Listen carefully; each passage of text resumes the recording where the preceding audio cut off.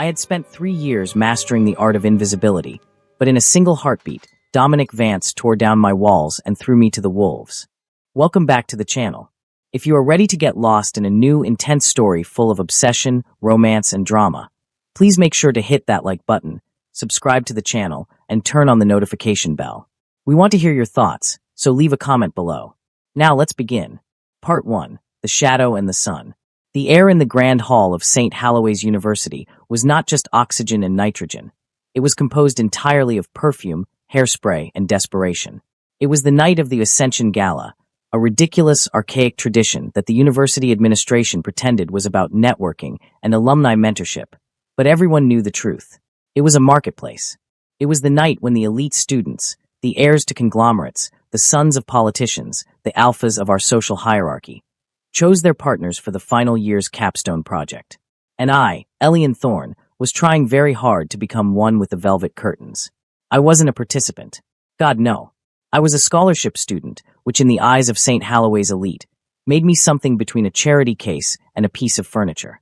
While the Omegas and Betas in their shimmering silk suits and designer gowns postured for attention in the center of the room, I was standing in the shadows of the catering station, holding a silver tray of untouched champagne flutes.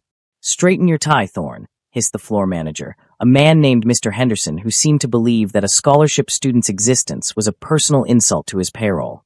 "You look like you're waiting for a bus, not serving the future leaders of the nation." "Sorry, sir," I mumbled, adjusting the cheap polyester clip-on tie that was slowly strangling me. "And stop slouching. If you drop a single glass, it's coming out of your stipend." He bustled away to scold a girl who had dared to sneeze near the shrimp tower. I let out a breath I didn't know I was holding and leaned back against the cool stone wall. My feet ached. I had been working since 5 a.m., first at the campus library shelving books, then at the coffee shop down the street, and now here. My life was a simple equation: survive, graduate, vanish. I had 1 year left. Just 1 year of enduring the whispers, the sneers, and the casual cruelty of people who had never checked a price tag in their lives. I was a ghost. That was my strategy. I didn't speak unless spoken to. I didn't make eye contact. I wore oversized hoodies and glasses that were slightly too big for my face, hiding the features that my mother used to say were delicate. Here, delicate was blood in the water. A sudden hush fell over the room, rippling out from the massive double doors like a shockwave. The chatter stopped. The clinking of glasses ceased. Even the string quartet seemed to falter for a beat. He was here. I didn't need to look up to know who it was. There was only one person at St. Halloway who commanded that kind of terrified reverence. Dominic Vance. The Vance family practically owned the city. Real estate, tech, shipping. If it made money, a Vance was signing the checks. And Dominic was the crown prince. He was everything a romance novel hero was supposed to be, and everything a real human being shouldn't be. He was 6 feet 2 inches of pure, unadulterated coldness. I risked a glance. I shouldn't have, but curiosity is a traitorous thing. He stood at the top of the grand staircase, looking down at the sea of students like a god surveying a particularly disappointing creation. He wore a black tuxedo that fit him so perfectly it looked like it had been spun from shadows. His hair was dark, swept back from a forehead that was currently creased in boredom. But it was his eyes that froze you. They were gray, not the soft gray of a cloud, but the hard, metallic gray of a loaded gun. He began to descend. The crowd parted. It was pathetic, really. Students who were heirs to millions of dollars scrambled out of his way like frightened deer. Dominic didn't acknowledge them. He didn't smile. He didn't nod. He walked with a lazy, predatory grace, one hand in his pocket, the other hanging loose at his side. Behind him trailed his court, a group of other high-ranking alphas who laughed too loud and took up too much space. But Dominic walked alone, even when surrounded. "He's going to pick Julianne," whispered a girl near the drinks table. She was clutching her friend's arm, so hard her knuckles were white. "It has to be Julianne. Her father is the senator." "No way," the friend hissed back. He rejected her at the spring formal. "I heard he's going to pick someone from the business track. Maybe Marcus." "Marcus? Please." Dominic would eat Marcus alive. I looked down at my tray, focusing on the bubbles rising in the champagne. "Don't look. Don't listen. You are furniture." The Ascension Gala wasn't just a party, it was a ritual. The top alphas would publicly invite a partner to join their table. Accepting meant you were set for life. It meant connections, protection, and a guaranteed A on the capstone. Rejecting, well, no one rejected an alpha. Especially not Dominic Vance. I watched through my lashes as Dominic reached the bottom of the stairs. A young man, beautiful and glowing in a white suit, Julian, the senator's son, stepped forward. He was the swan of the academy. Perfect grades, perfect face, perfect pedigree. Dominic, Julian said, his voice breathless. He offered a hand, a smile plastered on his face that screamed, "Pick me, love me. I saved a seat for you at the center table. We could discuss the merger simulation for the project." The room held its breath. This was it. The union of two powerhouses. Dominic stopped. He looked at Julian's outstretched hand, then up at his face. His expression didn't change.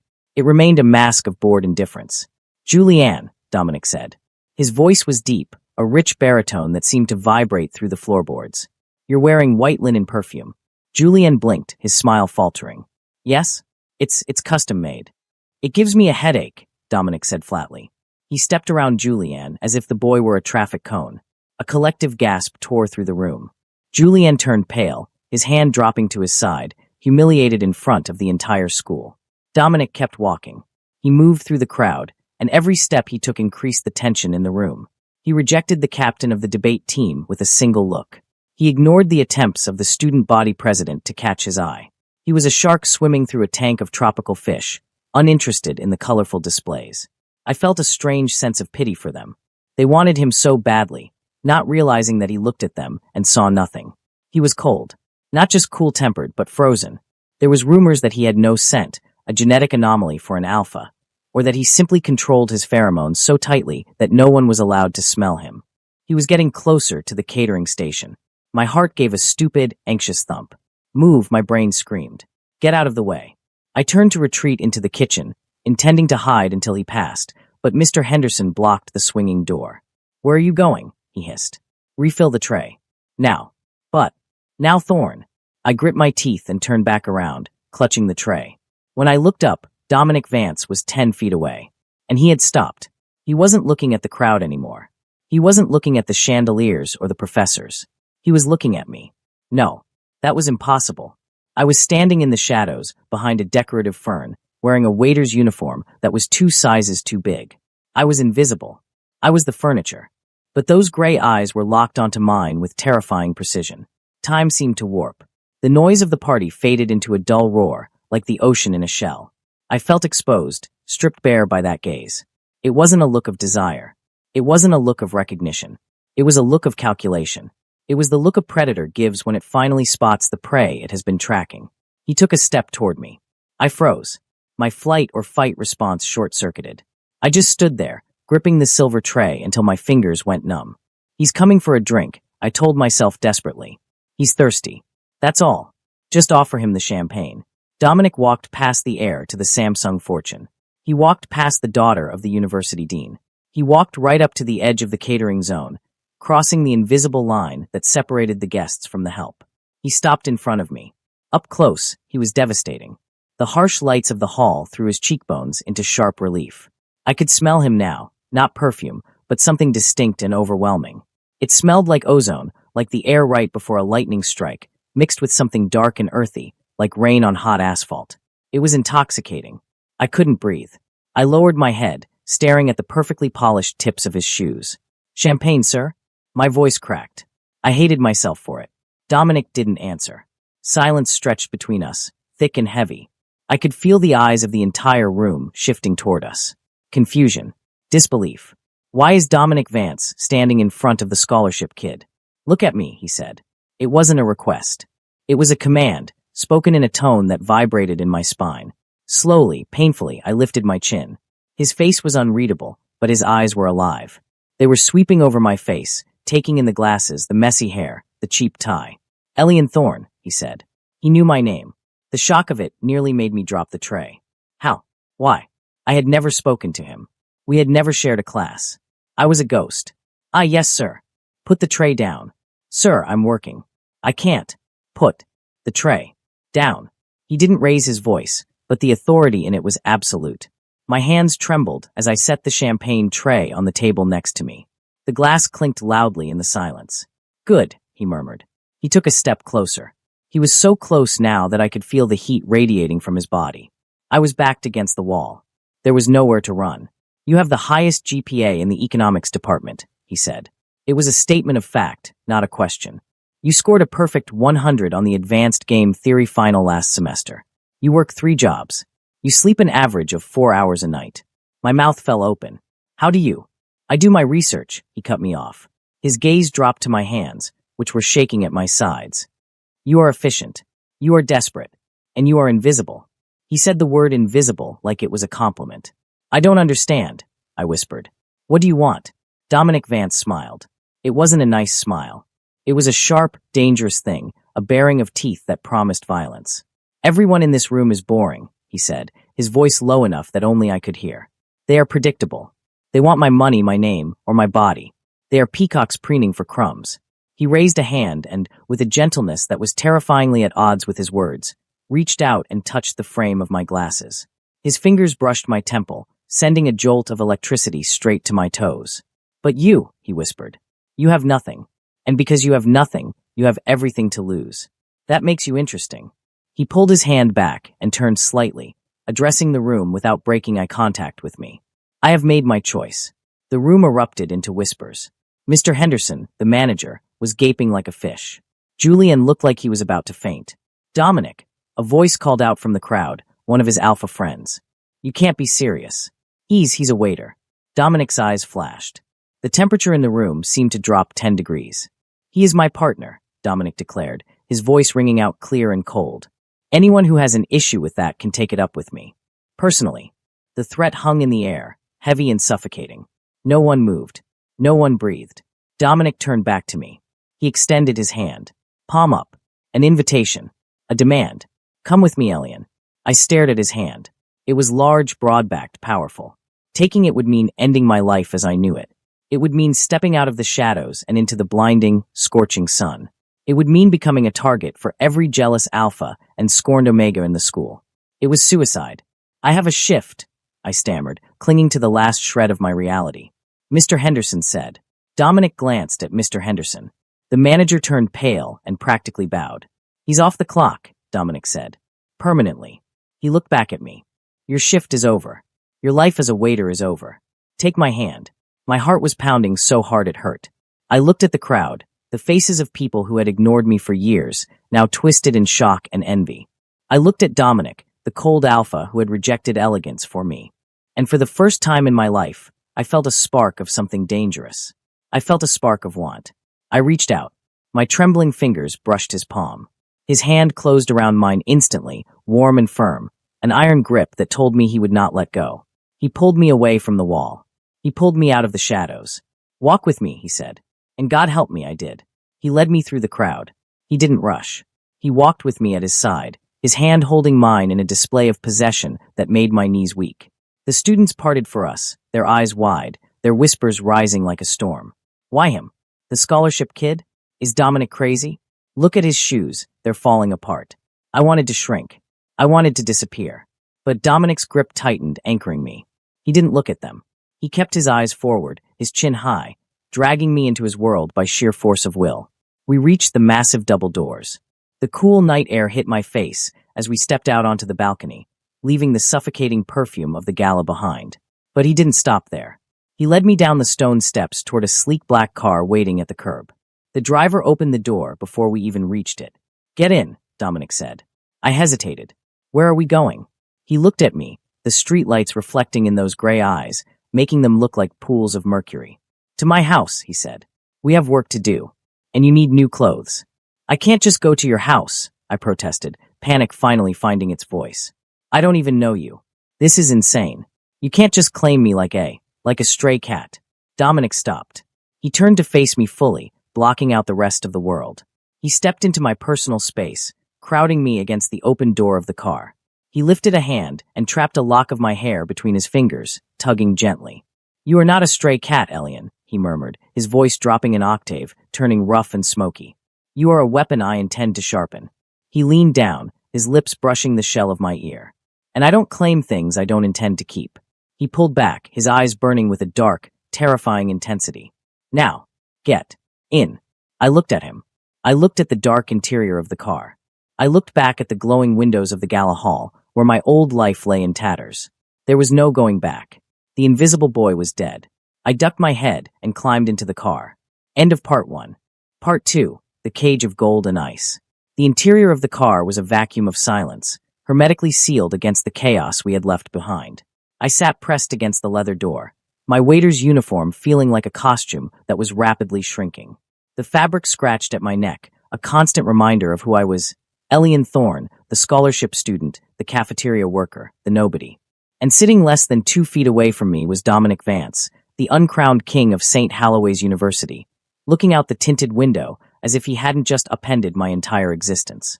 The city lights smeared into long, neon ribbons as we sped down the highway. My heart was still hammering a frantic rhythm against my ribs. Thump, thump, thump, like a trapped bird. "Stop shaking," Dominic said. He didn't look at me. His voice was low, devoid of any obvious emotion, yet it filled the small space instantly. "I'm not shaking," I lied, my voice trembling to betray me. Dominic turned his head slowly. The passing streetlights cut across his face in rhythmic flashes. Shadow, light, shadow, light. It made his gray eyes look like shifting steel. "You are vibrating," he corrected flatly. "It's annoying. Stop it." "I can't just stop it." I snapped, the fear momentarily giving way to hysteria. You just kidnapped me. Do you realize that? You dragged me out of my job. You got me fired." "I didn't get you fired," he interrupted calmly. "I promoted you." "To what?" "Your pet." The words left my mouth before I could filter them. The air in the car changed. It grew heavier, charged with static. Dominic shifted, turning his body fully toward me. The leather of the seat creaked, a sound that seemed deafening in the quiet.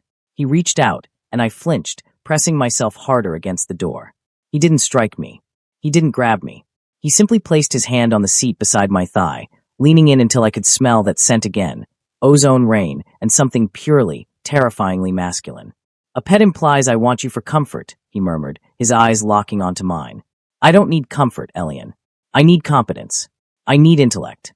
And unlike everyone else in that ballroom, you seem to possess both, hidden under layers of cheap polyester and fear."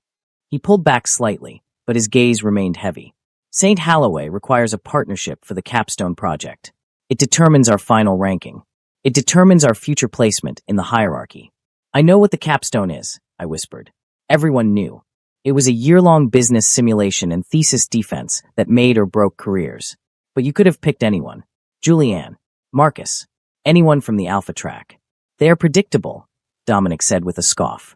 "They think inside the boxes their fathers built for them. You survive outside the box because you were never given one. That makes you dangerous. And I like dangerous things." The car slowed, turning onto a winding private road. The trees here were taller, older, their branches interlocking overhead to form a dark tunnel. We were entering the Heights, the district where the houses had names and the driveways were longer than my entire apartment building. "What happens now?" I asked, my voice small. "Now," Dominic said, checking his watch, "we eat. Then we discuss terms. Then you sleep. Tomorrow, the real work begins." The car came to a smooth halt in front of a sprawling modern mansion. It was all glass and sharp angles, jutting out of the cliffside like a shard of obsidian. It was beautiful, but it looked cold. Unlived in. A fortress, not a home. The driver opened the door, and Dominic stepped out. I followed, my legs feeling like jelly. The night air here was thinner, sharper. Dominic didn't wait for me. He walked toward the massive front door, typing a code into a panel. The lock clicked with a heavy mechanical thud. Inside, the house was vast. The floors were polished concrete, the furniture sleek and minimal. There were no photos on the walls. No clutter. It looked like a museum exhibit titled The Life of a Sociopath. "Shoes," Dominic commanded, kicking off his own expensive loafers near the entrance. I fumbled with my worn-out work shoes, placing them next to his. The contrast was laughable. His were Italian leather. Mine were held together by hope and superglue. He led me into a kitchen that was larger than my entire dorm room. An island of black marble dominated the center. He walked to the fridge, pulled out a glass bottle of sparkling water, and drank from it directly, his throat working as he swallowed. It was such a human gesture for someone who seemed so robotic. He set the bottle down and looked at me. I was standing awkwardly by the doorway, clutching my elbows. "You look ridiculous," he stated. I looked down at my oversized waiter's vest and the stain on my sleeve from where I'd bumped into the shrimp tower earlier. "I know. Go upstairs. Second door on the left. There is a bathroom. Shower. Wash the smell of mediocrity off you." My bristles rose. It's the smell of hard work. Dominic stepped closer, invading my space again. He was so tall. I had to crane my neck to look him in the eye. It's the smell of submission, he corrected softly. And if you are to be my partner, you do not submit to anyone. Not even me. Unless I ask you to. My breath hitched. The double meaning hung in the air, thick and suffocating. Go, he ordered, pointing toward the stairs. I went. The bathroom was ridiculous. It had a rain shower the size of a small car and towels that were softer than any blanket I owned. I stripped off the uniform, balling it up and shoving it into the corner. I stepped under the hot water, letting it scald my skin, trying to wash away the stress of the last 3 hours. What am I doing? I thought, scrubbing my face. I should be running. I should call the police. I should. But I knew I wouldn't. Dominic was right. I was desperate. My scholarship covered tuition, but my living expenses were drowning me. If I partnered with Dominic Vance, the top alpha, I was guaranteed a win. I was guaranteed a future. I turned off the water and dried myself. It was only then that I realized I had no clothes. I cracked the bathroom door open. Dominic. No answer. I wrapped the towel around my waist, clutching it tight, and stepped into the bedroom. It was massive, dominated by a king-sized bed with gray sheets. On the bed, neatly folded, was a pile of clothes. I walked over. It wasn't my waiter uniform. It was a pair of soft gray sweatpants and a black t-shirt. They were clearly his. I put them on. The sweatpants hung low on my hips, and I had to roll the waistband twice. The shirt was enormous, the hem falling to my mid-thigh, the sleeves swallowing my hands. I felt small. Protected? No owned. I caught my reflection in the floor-to-ceiling mirror. I looked different. Without the glasses, which I had left on the sink, with damp hair falling into my eyes, and wearing the clothes of the most powerful student in the university, I didn't look like Elian the ghost. I looked like someone's secret. I made my way back downstairs. Dominic was sitting at the kitchen island. He had changed, too, into a similar set of dark loungewear. He was typing on a laptop, a pair of reading glasses perched on his nose. The sight of him, domestic, focused, made my stomach do a strange flip. There were 2 plates on the counter. Steaks, perfectly seared, with asparagus. Sit, he said without looking up. I sat. The smell of the food made my mouth water. I hadn't eaten since breakfast. Eat. I picked up the fork. Thank you. He finally looked at me. His eyes swept over his shirt on my body. His gaze lingered on the collar, where my collarbone was exposed. For a second, his typing paused. It's too big, he muttered. I'm smaller than you, I said, taking a bite of the steak. It was the best thing I had ever tasted. Clearly. He closed the laptop and pushed it aside. Let's discuss the terms. Terms. You will move in here, he said calmly, picking up his knife and fork. I choked on a piece of asparagus. What? The capstone requires constant collaboration. I do not work on campus. It's too loud. You will live here. I have a guest suite prepared. Dominic, I can't move in with you. People will talk. The rumors alone will. Let them talk, he cut in, his voice hardening. Power is not about avoiding rumors, Elian. It's about controlling them. Let them think we are sleeping together. Let them think you seduced me. It makes you look powerful. It makes you untouchable.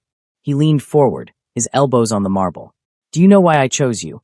Because of my GPA, I said. That was a prerequisite, not the reason. He reached into his pocket and pulled out a folded piece of paper. He slid it across the counter. I hesitated, then opened it. It was a printout of an old essay I had written in my freshman year. It was for a philosophy elective, The Ethics of Ruthlessness. I had argued that true leadership requires the ability to sever emotional ties for the greater good. I had gotten a C on it because the professor said it was disturbingly cold. You wrote this when you were 18, Dominic said. I read it in the archives. You understand how the world works, Elian. You understand that kindness is a currency, and like all currency, it has a limit. I stared at the paper. You've been watching me since freshman year? I notice potential, he said. You have been hiding in the shadows, afraid to show your teeth. I am giving you permission to bite. He stood up, walking around the island until he was standing behind my stool. I stiffened. He placed his hands on the counter, trapping me between his arms. He leaned down, his chin hovering just above my shoulder. I could feel the heat of his chest against my back. Tomorrow, he whispered into my ear, we walk into that university together. You will not wear that hoodie. You will not look at the floor. You will walk by my side, and you will look every single person who ever ignored you in the eye. My heart was racing so fast I thought I might pass out.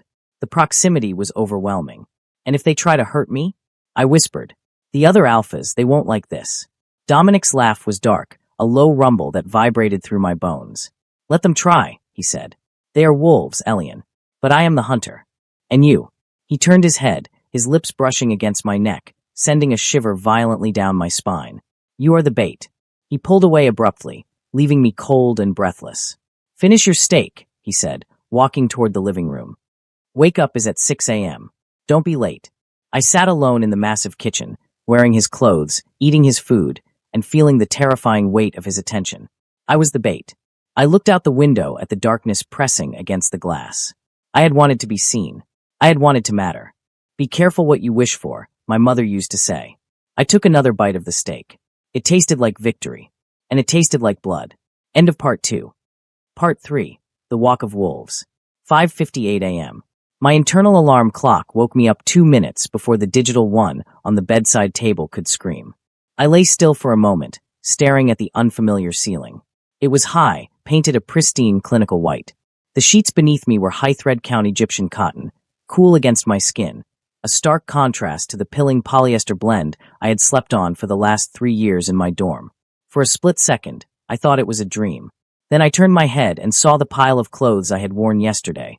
The oversized waiter's vest, the stained white shirt, heaped in the corner like a discarded skin. Memory crashed over me like a tidal wave. Dominic Vance. The gala. The car. The bait. I threw the covers off. Panic, cold and sharp, spiked in my chest. I couldn't be late. Dominic Vance struck me as the kind of person who would leave me stranded on the highway if I was 30 seconds behind schedule. I scrambled out of bed, showered in record time, and stepped out into the bedroom. On the sleek black dresser, a new stack of clothes was waiting. There was a note on top, written in sharp, angular handwriting. "Burn the other ones." I picked up the clothes. A white button-down shirt, crisp and heavy. Black trousers that looked like they cost more than my tuition. A charcoal gray cashmere sweater. I put them on. The fit was terrifyingly perfect.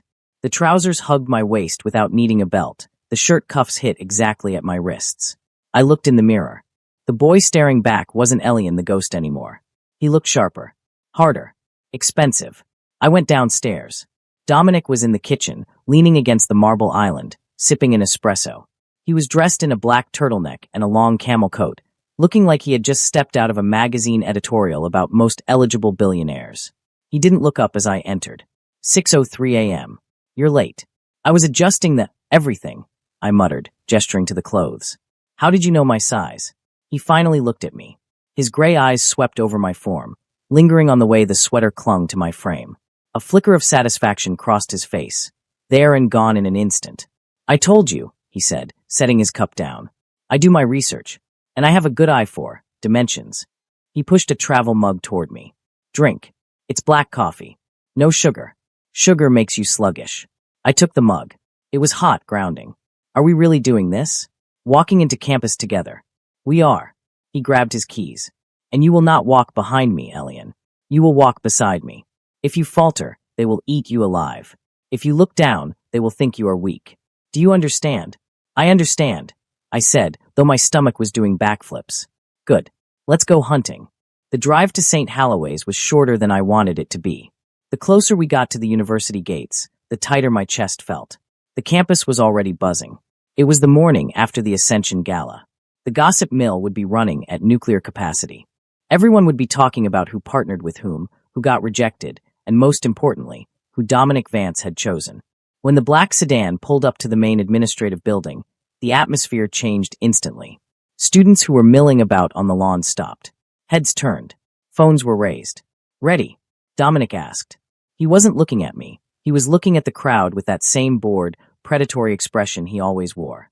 "No," I admitted. "Lie better," he said. He opened his door. I opened mine. We stepped out into the crisp morning air simultaneously. The silence was immediate and absolute. It was as if someone had pressed the mute button on the entire world. Hundreds of eyes locked onto us. Dominic rounded the car. He didn't wait. He didn't hesitate. He walked toward me, and for a terrifying second, I thought he was going to kiss me. Instead, he reached out and adjusted the collar of my coat, his fingers brushing the skin of my neck. It was a possessive gesture. A claim. "Chin up," he whispered, his voice low and rough. "Show them your teeth." He turned, and we began to walk. The crowd parted. It was exactly like the night before, but in the daylight, it felt more visceral. I could see their faces clearly now. The confusion, the jealousy, the shock.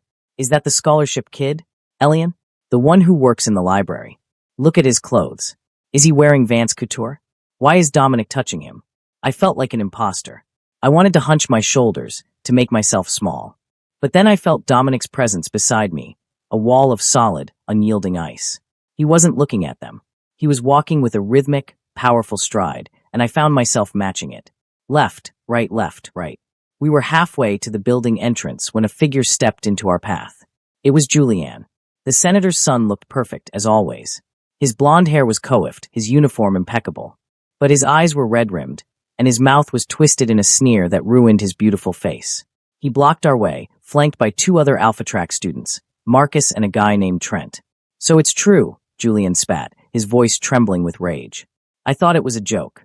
A sick prank to humiliate me. Dominic stopped. I stopped beside him. Move, Julianne, Dominic said calmly. You're blocking the sunlight. You rejected me, Julian said, his voice rising hysterically. Me. For him. For this charity case. He pointed a manicured finger at me. Look at him, Dominic. He's wearing your clothes because he can't afford his own. He's a leech. A nobody. What did he do? Did he beg? Did he? Careful, Dominic warned. The temperature seemed to drop. You are bordering on slander. I'm speaking the truth. Julianne took a step toward me. How much did you pay him, Elian? Or did you just offer him the only thing you have, your body? Because we all know you don't have the brains to sit at the high table. The insult hung in the air. The crowd gasped.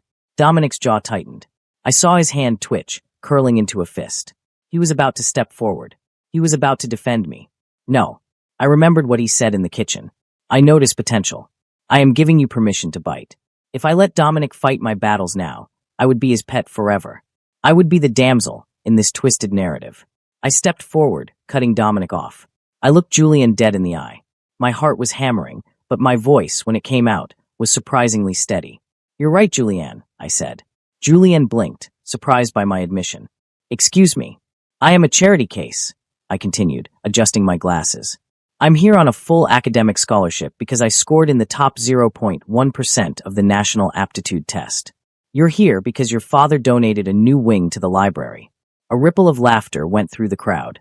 Julianne's face turned pink. How dare you? And as for the brains to sit at the high table, I interrupted, stepping closer until I was toe-to-toe with him. My GPA is a 4.0. Yours is a 3.2. I checked the public rankings this morning. If this partnership was based on merit, Dominic would be dragging you down. I tilted my head, channeling every ounce of coldness I had seen in Dominic. So please, step aside. We have a capstone to win, and you're wasting my time. Silence. Complete, stunned silence. Julianne's mouth opened and closed like a fish. He looked at Dominic, then back at me, realizing for the first time that the mouse had claws. Dominic didn't say a word, but out of the corner of my eye, I saw the corner of his lip twitch upward. You heard him, Dominic said, his voice laced with dark amusement. Move. Julianne faltered. His confidence shattered. He stepped aside, his friends shuffling awkwardly behind him. We walked past them. As we entered the cool shade of the building, away from the prying eyes, Dominic didn't stop, but he leaned in close to me. That, he murmured, his voice sending a shiver down my spine, was adequate. Adequate? I let out a breath, my adrenaline crashing. I thought I was going to throw up. You didn't. You stood your ground. You humiliated the senator's son with simple arithmetic. It was. He paused, searching for the word. Arousing. I tripped over my own feet. What? Dominic caught my elbow, steadying me instantly. His grip was firm, his fingers digging into the muscle through the cashmere. Don't trip now, Elian. We're just getting started. He led me down the hallway toward the lecture hall 1, the domain of the final year capstone class. We pushed through the double doors. The room was already full. The professor, Dr. Eris, was at the podium. Every seat was taken, except for the front row, the row reserved for the top-ranking teams.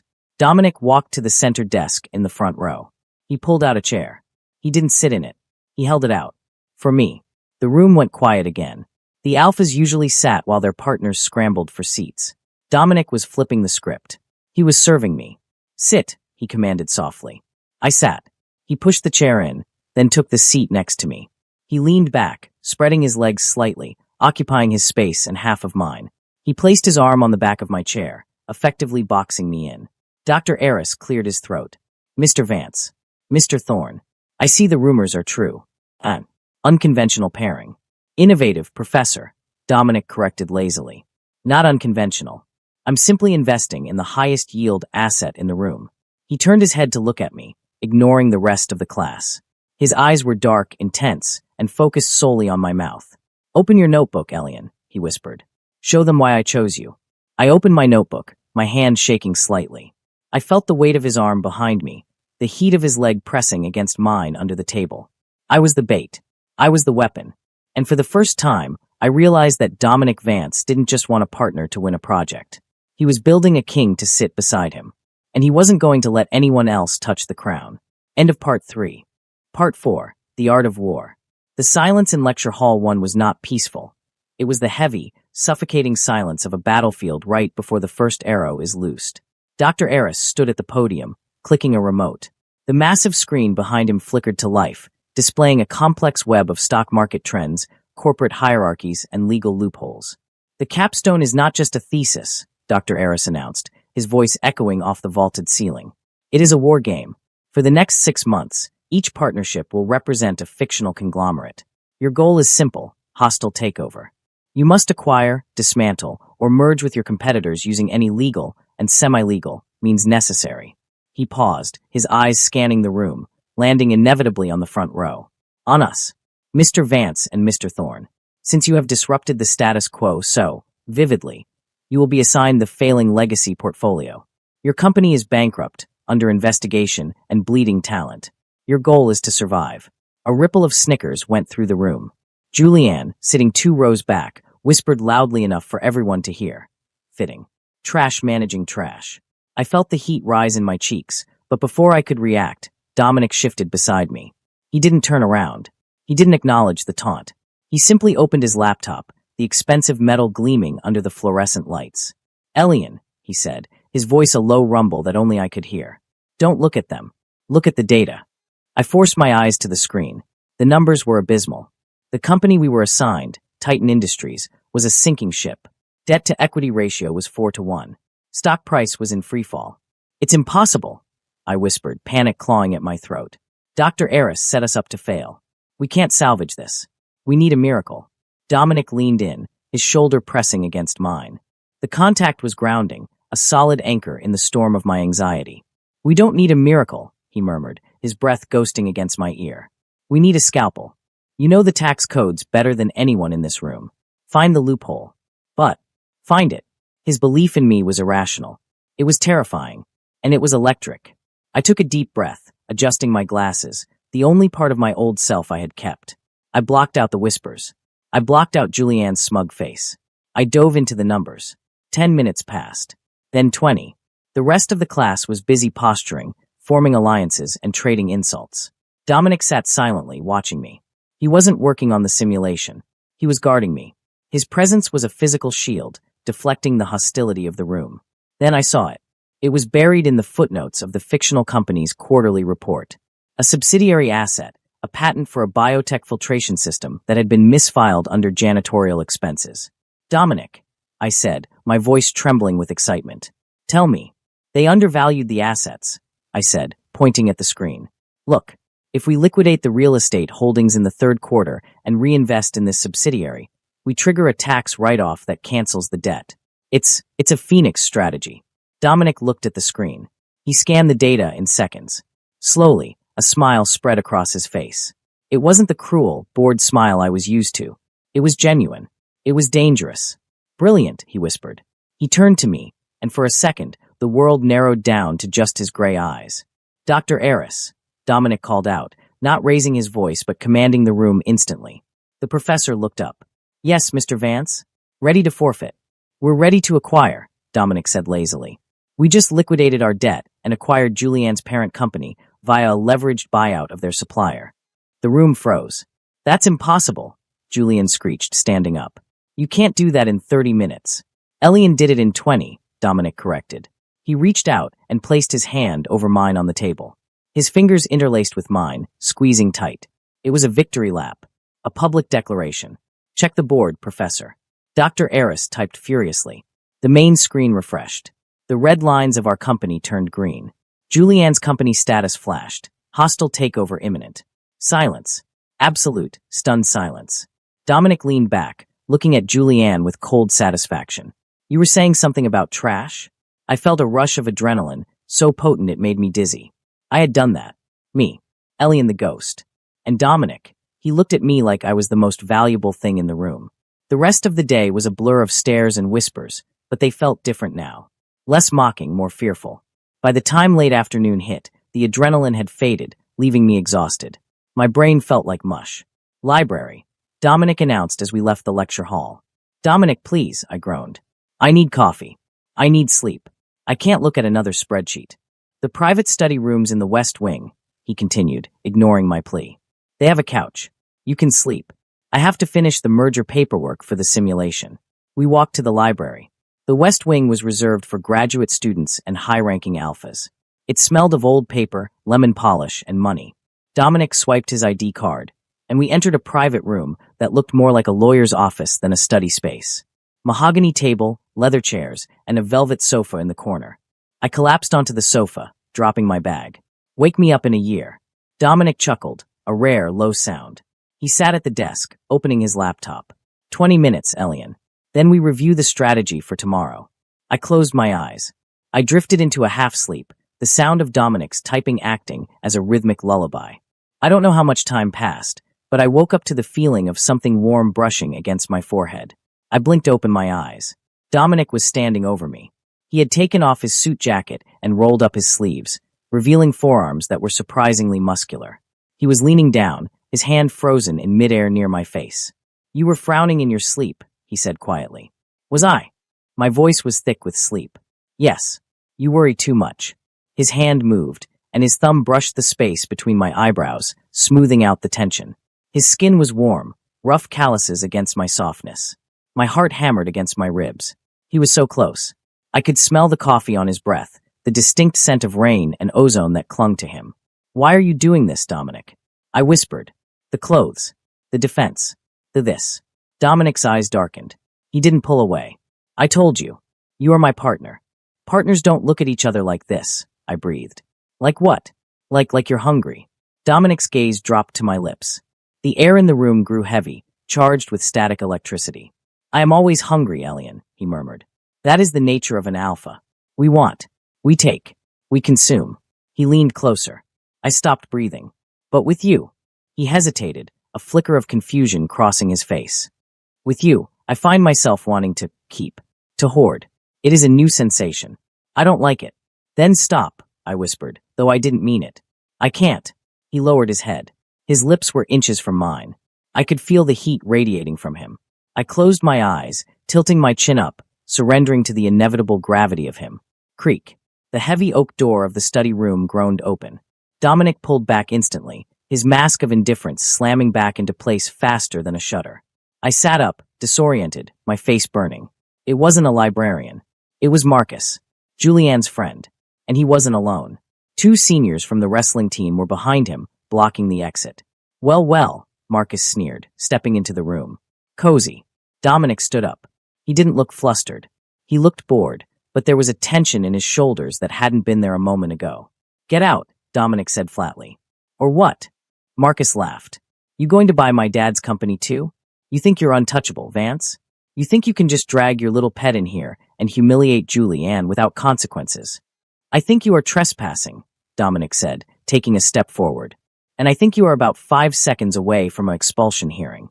We're just here to talk to Elian, Marcus said, his eyes sliding to me. There was something in his gaze that made my blood run cold. Malice. Pure, unadulterated malice. We just want to know what makes him so special. Is it the mouth? It must be the mouth. I flinched. The crudeness of the insult was like a slap. Dominic moved. It happened so fast I almost missed it. One moment Dominic was standing by the desk. The next he was in front of Marcus, his hand wrapped around the other boy's throat. He slammed Marcus against the bookshelves. Books tumbled to the floor with a crash. Dominic, I shouted, scrambling off the sofa. The 2 wrestling guys stepped forward, but Dominic didn't even look at them. He was staring into Marcus's eyes, his expression terrifyingly blank. Repeat that, Dominic whispered. I dare you. Marcus gagged, clawing at Dominic's hand. Let go. You speak of him again, Dominic said, his voice a low hiss. You look at him again, and I will ensure that not only do you never graduate, but you never work in this city. I will bury you under so much litigation your grandchildren will be paying the legal fees. He tightened his grip. Marcus's face was turning purple. Dominic, stop. I grabbed Dominic's arm. You're going to kill him. He's not worth it. Dominic froze. He looked down at my hand on his arm. He looked at my face, saw the fear in my eyes.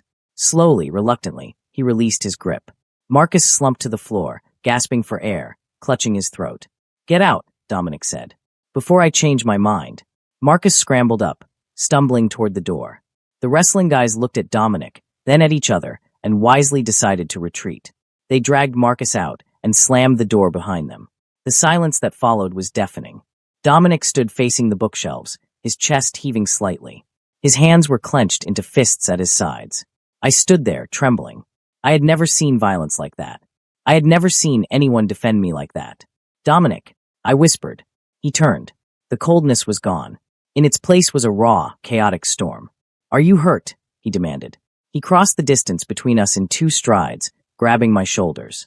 His eyes scanned my face, my neck, my arms. Did they touch you? Did they say anything else? I'm fine, I said, though my legs felt weak. You choked him. He insulted you. People insult me all the time, Dominic. You can't just strangle everyone who makes a mean comment. I can, he growled. And I will. He pulled me into him. It wasn't a gentle hug. It was a desperate collision. He buried his face in the crook of my neck, inhaling deeply. His arms wrapped around my waist, crushing me against him. I didn't account for this, he mumbled against my skin. For what? The rage, he admitted. I am calculated. I am cold. That is what I am. But when he looked at you, I wanted to tear the world apart. He pulled back, his hands cupping my face. Elian, you have to understand. You aren't just a partner anymore. You are mine, and I protect what is mine. I looked at him, this powerful, terrifying, broken boy who had everything but understood nothing about the heart. And I realized I was in trouble. Deep, irreversible trouble. Because I didn't want him to let go. We need to leave, he said abruptly, pulling away. It's not safe here. Julianne is escalating. If Marcus was brave enough to corner us, they are planning something bigger. Bigger. The Winter Gala is in 2 weeks, Dominic said, grabbing his coat. The midterm evaluation. They will try to destroy our reputation before then. He threw my coat at me. Let them try, I said, surprised by the steel in my own voice. Dominic paused. He looked at me, and a slow, dark smirk curved his lips. That's it, he said softly. Show me your teeth. End of part 4. Part 5, the silence before the snow. The drive back to the mansion was a blur of speed and silence. Dominic drove like he was trying to outrun his own shadow. One hand gripping the steering wheel so tight his knuckles were white, the other resting on the center console, dangerously close to my knee. I watched the city lights dissolve into the darkness of the private roads. The adrenaline from the library confrontation was fading, leaving behind a cold, sticky residue of fear. Not of Dominic, never of Dominic anymore, but for him. You can't just attack people, I said quietly, breaking the silence. Dominic didn't look at me. His jaw was set in a hard line. I didn't attack him. I corrected him. You choked him, Dominic. He threatened you. He's an idiot. Marcus is all bark and no bite. And I am all bite, Dominic said, swerving the car smoothly around a sharp curve. You need to understand something, Elian. In my world, weakness is a scent. If they smell it on you, they hunt you. If they smell it on me, they destroy everything I have built. He pulled into the driveway. The massive gates swung open. I will not let them destroy you, he finished, his voice dropping to a whisper. We entered the house. It felt different now. When I first arrived, it had felt like a museum, cold, sterile, imposing. Now it felt like a bunker. A sanctuary. Go to the study, Dominic ordered, tossing his keys into a bowl. We have work to do. The gala is in 10 days. We need to bulletproof the presentation. Dominic, it's midnight. We need sleep. Sleep is for people who aren't being hunted, he muttered, walking toward the kitchen to start the espresso machine. I sighed and went to the study. The next week was a grueling marathon of caffeine, spreadsheets, and tension. We fell into a rhythm, a strange, intoxicating domesticity that felt more intimate than any relationship I had ever had. We woke up at 5 a.m. We ran through the estate grounds, Dominic sprinting ahead, me trailing behind, gasping for air but refusing to stop. We ate breakfast in silence, reading global market reports. We went to class, ignoring the stares and the whispers that seemed to grow louder every day. And at night we worked. We dissected the Titan Industries simulation until my eyes burned. We found every legal loophole, every tax exemption, every hidden asset. We built a conglomerate out of ashes. It was Wednesday night, 3 days before the gala, when the dynamic shifted.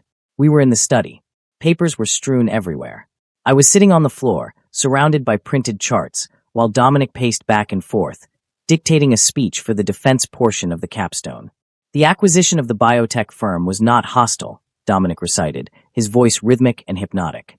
It was a necessary stabilization of a volatile market asset. We didn't destroy the company, we saved it from its own incompetence. He stopped pacing. He looked down at me. Read that back to me. I picked up the paper. The acquisition of the biotech firm. I trailed off.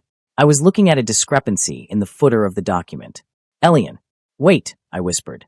Dominic, look at this. He knelt beside me instantly, his shoulder brushing mine. What is it? The timestamp, I said, pointing to the code at the bottom of the page. This report was generated at 3 a.m. yesterday, but I didn't print it until 7 a.m. Dominic's eyes narrowed. He snatched the paper from my hand. He scanned it, then moved to his laptop. His fingers flew across the keyboard. Someone accessed the server, he said, his voice turning to ice. Remote login. Bypass proxy. Who? Take a wild guess. Julianne, I breathed. He's trying to steal our data? Worse, Dominic said, staring at the screen. He didn't steal it. He changed it. He turned the laptop toward me. The projection for our third quarter earnings, the cornerstone of our entire strategy, had been altered. A single decimal point moved 2 spaces to the left. It looks like a clerical error, I said, horror washing over me. If we present this, if we go on stage and project these numbers, we would look like amateurs, Dominic finished. We would be laughed out of the program. Our valuation would tank. We would fail. I felt sick. He planted a logic bomb. It's subtle. If I hadn't checked the timestamp. But you did. Dominic turned to me. His expression was intense, his pupils blown wide. You found it. You saved us. We have to fix it, I said, reaching for the keyboard. We have to scrub the code and reset the algorithm. No, Dominic said. He caught my wrist. His grip was warm, grounding. What do you mean, no? We have 2 days. If we fix it now, he'll know we found it, Dominic said, a dark smile playing on his lips. He'll try something else. Something we might miss. So what do? We let him think he won, Dominic whispered. We leave the error in the main file, and we build a shadow drive, a secondary presentation that we swap in at the last second. He leaned closer, until his forehead was resting against mine. We are going to walk into that gala, Elian. We are going to let Julian smirk. We are going to let him think he has destroyed us. And then, he pulled back, his eyes gleaming with a terrifying brilliance. We are going to bury him. The night before the gala, the snow started falling. It covered the estate in a blanket of white silence. Inside, the house was warm, but the tension was thick enough to choke on. We had finished the shadow drive. The trap was set. Now, there was nothing left to do but wait. I was in my room, the guest room, packing my bag for the next day. My suit, a midnight blue velvet tuxedo that Dominic had custom ordered for me, hung on the door. It was beautiful. It was armor. A knock on the door. Come in. Dominic entered. He wasn't wearing his usual armor of suits and coats. He was wearing a simple white t-shirt and gray sweatpants. His hair was messy. He looked young. And tired. I can't sleep, he admitted. Me neither, I said, sitting on the edge of the bed. I keep running the numbers in my head. What if the swap fails? What if the projector jams? It won't. He walked over to the window, staring out at the snow. But that's not why I can't sleep. Why then? He turned. Because tomorrow, everything changes. After tomorrow, everyone will know who you are. The ghost will be gone. You will be a target, Elian. A permanent one. I can handle it, I said, standing up. I've handled worse. Poverty is a pretty good teacher of resilience. Dominic looked at me with a strange sadness. I know, but I don't want you to have to handle it. I want to put you in a glass case and lock the door. He took a step toward me. Is that weird? He asked. Possessiveness. A little, I smiled weakly. But I think I like it. He closed the distance between us. He reached out and took my hand, lacing our fingers together. Stay with me tonight, he said. My heart skipped a beat. Dominic. Not for that, he clarified quickly, though his cheeks flushed slightly. Just stay. I don't want to be alone. And I don't want you to be alone. I looked at him. The cold alpha. The king of St. Holloway. He was asking, no begging, for connection. Okay, I whispered. We went to his room. The master's suite. It was vast and dark, the only light coming from the snow-reflected moon outside. We lay down on the massive bed, on top of the covers, fully clothed. There was a foot of space between us. For a long time, we just lay there, listening to the wind howl outside. My father, Dominic said into the darkness. He used to make me recite the stock exchange closing numbers before dinner. If I got one wrong, I didn't eat. I turned my head to look at his profile. Dominic. He told me that affection is a liability. That love is a leverage point for your enemies. He turned his head, his eyes meeting mine in the dark. He was right. Why? Because, Dominic whispered, reaching out to touch my cheek. If anyone hurts you now, Elian, I will burn this entire city to the ground. And that makes me vulnerable. No, I said, covering his hand with mine. It makes you human. He shifted, moving closer until our bodies were touching. He wrapped an arm around my waist, pulling me into his chest. I could hear his heartbeat, steady, strong, rhythmic. Sleep, he commanded softly. I'll watch. And for the first time in years, I felt completely safe. I closed my eyes and let the darkness take me, anchored by the weight of the Alpha who had chosen me against the world. The Winter Gala was a spectacle of excess. The grand ballroom of the Ritz-Carlton had been transformed into a winter wonderland. Ice sculptures, white roses, crystal chandeliers. The air smelled of expensive perfume and nervous sweat. The entire university was there. The board of directors, the alumni association, the press. Dominic and I stood at the entrance. I smoothed the velvet of my tuxedo. I felt like an imposter again, for just a second. Then I felt Dominic's hand on the small of my back. Head up, he murmured. Shoulders back. You are Elian Thorne. You are the architect of this victory. We walked in. The room quieted. All eyes turned to us. We were a striking pair, Dominic in stark black, me in deep midnight blue. We moved through the crowd like sharks cutting through water. I saw Julian across the room. He was wearing silver, surrounded by his sycophants. When he saw us, he smiled. It was a nasty, triumphant smile. He raised his glass in a mock toast. Enjoy it while it lasts, I thought. Mr. Vance, Mr. Thorne, Dr. Eris announced from the stage. Please take the podium. You have 20 minutes to present your strategy for Titan Industries. Dominic squeezed my shoulder once. Showtime. We walked up the stairs to the stage. The lights were blinding. I couldn't see the audience, just a sea of darkness beyond the glare. Dominic took the microphone. Ladies and gentlemen of the board, tonight, we will show you how to turn a failing legacy into a future empire. He nodded to me. I stepped up to the laptop connected to the massive projector screen. This was it, the moment of truth. I plugged in our drive. Not the shadow drive, the original one, the infected one. Dominic's plan was risky. We had to let the error show first. We had to let Julian think he had won, just for a second, to bait him into revealing himself. I clicked open. The presentation loaded. The first slide appeared, Titan Industries, Q3 projected earnings. And there it was. The error. The red line plummeting off the chart. A gasp went through the room. What is this? Dr. Eris asked, stepping forward. Mr. Vance, your projections show a 90% loss. This is bankruptcy. Is it? Dominic asked calmly. It's incompetence. Julian's voice rang out from the front row. He stood up, looking delighted.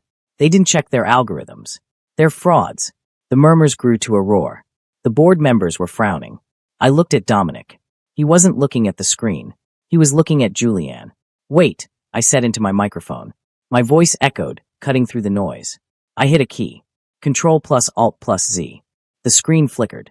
The red line vanished. In its place, a new graphic appeared. It wasn't a chart. It was a log file. User, J_Senator_Sun_01 access time. 3 a.m. action.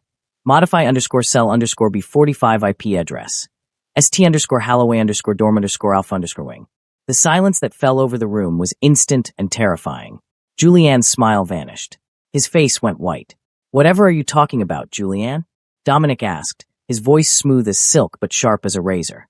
We didn't check our algorithms? Or did you check them for us? Dominic stepped forward to the edge of the stage, looming over the audience. This is not just a presentation about Titan Industries, he declared. This is a lesson in corporate espionage. We anticipated a hostile attack. We allowed the attacker to enter. And we traced the source. He pointed a finger at Julian. Board members, I move that the opposing team be disqualified for violation of the ethics code. And I move that Titan Industries be declared the victor. I swapped the drive. I clicked the button. The real presentation appeared. Green lines. Massive profits. A perfect, untouchable strategy. The room erupted. Not in whispers, but in applause. Shocked, awed applause. Dominic turned to me. The lights reflected in his eyes, making them shine like stars. He didn't smile. He didn't need to. He reached out and took my hand, right there on stage, in front of the entire world.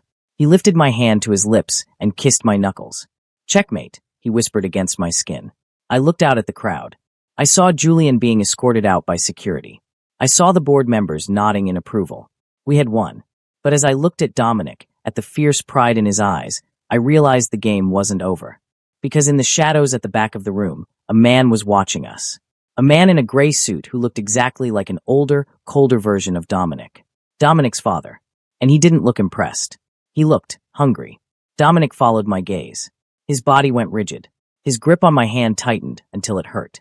Elian, he whispered, his voice trembling for the first time since I'd met him. Don't look at him. Who is it?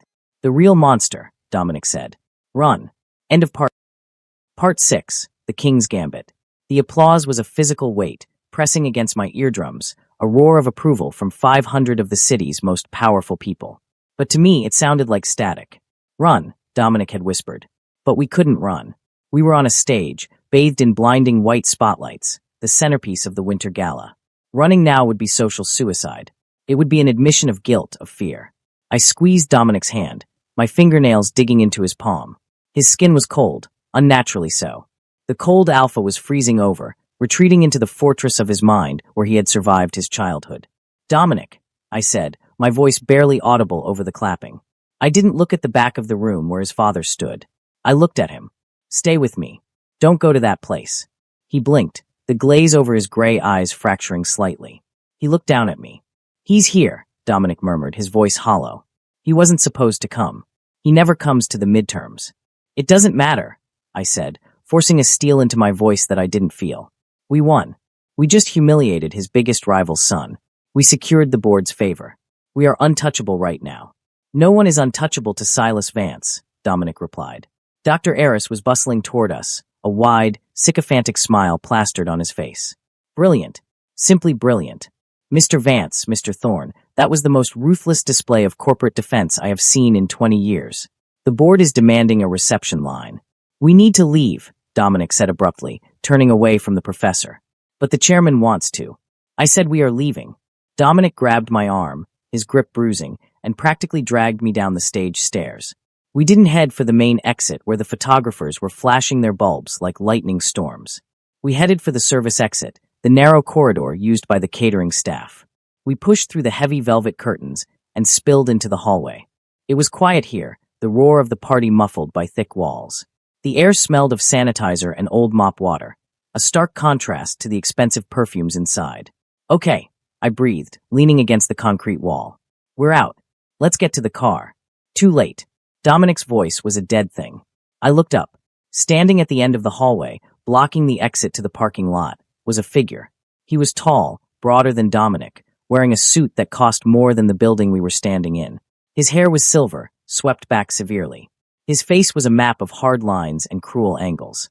But it was the eyes that stopped my heart. They were Dominic's eyes, gray, piercing, intelligent, but devoid of any humanity. Silas Vance. He didn't move. He just stood there, hands clasped behind his back, waiting. Dominic stiffened beside me. I could feel the tremors running through his body, vibrating into mine. This wasn't just fear. This was conditioning. This was a lifetime of psychological warfare manifesting in a single moment. Father, Dominic said. It wasn't a greeting. It was a surrender. Silas walked forward. His steps were slow, deliberate, the sound of his shoes echoing on the linoleum like gunshots. Dominic, Silas said. His voice was smooth, deep, and terrifyingly calm. That was a messy performance. We won, Dominic said, though he didn't make eye contact. He looked at his father's tie knot. You won, Silas corrected, because your opponent was an incompetent child. You relied on a logic bomb. You relied on luck. A true Vance does not rely on luck. He relies on domination. Silas stopped 3 feet away from us. The air in the hallway seemed to drop 20 degrees. Finally, Silas turned his eyes to me. I felt like a bug pinned under a microscope. He didn't look at me with hate. He didn't look at me with disgust. He looked at me with nothing. I was a variable in an equation he was trying to balance. And this, Silas said, gesturing vaguely at me, is the distraction. He is my partner, Dominic said. He is a waiter, Silas countered dryly. I read his file. Elian Thorne. Scholarship student. Deceased parents. No assets. No connections. A parasite attached to a host. I am not a parasite, I said. The words left my mouth before I could stop them. Silas blinked. He looked at me again, this time with a flicker of interest. Speak when you are spoken to, boy, Silas said. I am speaking, I said, my heart hammering so hard I thought it might burst. I stepped out from behind Dominic. And you are wrong. I'm not a distraction. I'm the reason your stock price just jumped 4% in the last 20 minutes. Silas raised an eyebrow. Is that so? Dominic had the strategy, I continued, my voice gaining strength. But I found the loophole. I found the tax exemption. And I found the timestamp on Julianne's hack. Without me, Dominic would have walked into that trap. So, respectfully, Mr. Vance, I am not a liability. I am the highest yield asset in this partnership. Silence stretched between us. Dominic was staring at me in horror. No one spoke to Silas Vance like that. Silas studied me for a long moment. Then a slow, cruel smile spread across his face. He has teeth, Silas mused. He looked back at Dominic. A pity. Why? Dominic asked hoarsely. Because, Silas sighed, adjusting his cufflinks. Attachments make you weak, Dominic. You know this. You performed well tonight, but I saw the way you looked at him on that stage. You held his hand. You hesitated. Silas took a step closer to Dominic, invading his personal space. You are my heir. You are the future of Vance Global. You cannot afford a weakness. And Silas pointed a finger at my chest without touching me. He is a massive, glowing target. If you keep him, everyone will use him to get to you. They will hurt him. They will break him. And in doing so, they will break you. He reached into his pocket and pulled out a checkbook. So let's solve the problem, Silas said, clicking a gold pen. He wrote a number and tore the check out. He held it out to me. $1 million, Silas said. Tuition paid. An apartment in New York. A job at any firm you want, as long as it isn't mine. I looked at the check. It was more money than I would make in 10 years. Take it, Silas commanded. Leave the city tonight. Never speak to my son again. Dominic didn't move. He was frozen, his eyes fixed on the check. He was waiting. He was waiting to see if I would take it. He expected me to take it. Why wouldn't I? I was poor. I was struggling. This was the golden ticket. I reached out. I took the